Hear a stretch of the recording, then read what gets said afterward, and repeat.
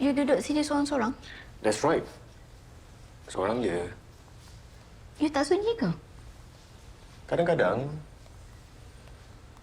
Tapi bukan hari ni. So, apa menu dinner kita malam ni? Frozen pizza? Frozen pizza?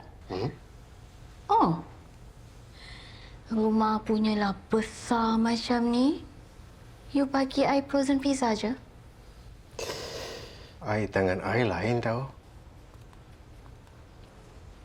Tengok-tengoklah dulu. Lama lagi ni. Nanti bila pizza dah siap, panggil ya, chef. Sure.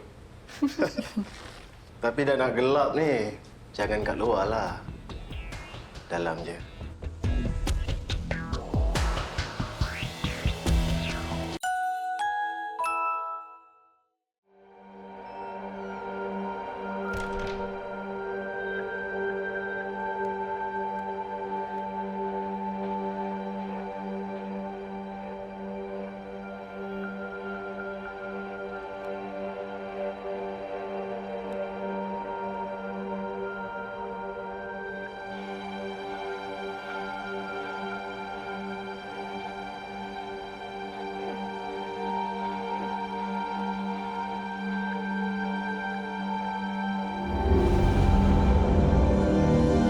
Sofia,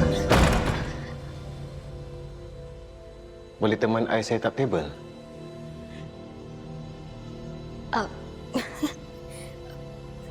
Ya, boleh je.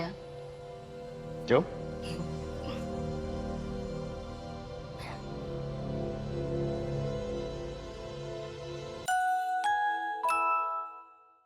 Apa kata kalau aku tolong kau siasat pasal Razman?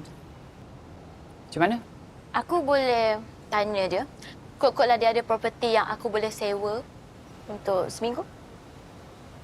Dan kalau dia tak ada, mungkin aku boleh duduk dekat rumah dia kat hutan tu. Maksud kau nak duduk dengan dia berdua-duaan? Dalam rumah dia yang besar tu? Dalam hutan tu? Seminggu? Hayalah. Ya, kita kena cari bukti kan. Aku takkan lepaskan Razman sesenang tu. Takkan aku nak biarkan Razman jadi macam kes Tan Sri Amar. Tapi kau sure? Dia akan ajak kau pergi rumah dia? Kalau dia hantar kau pergi properti dia yang lain? At least we try.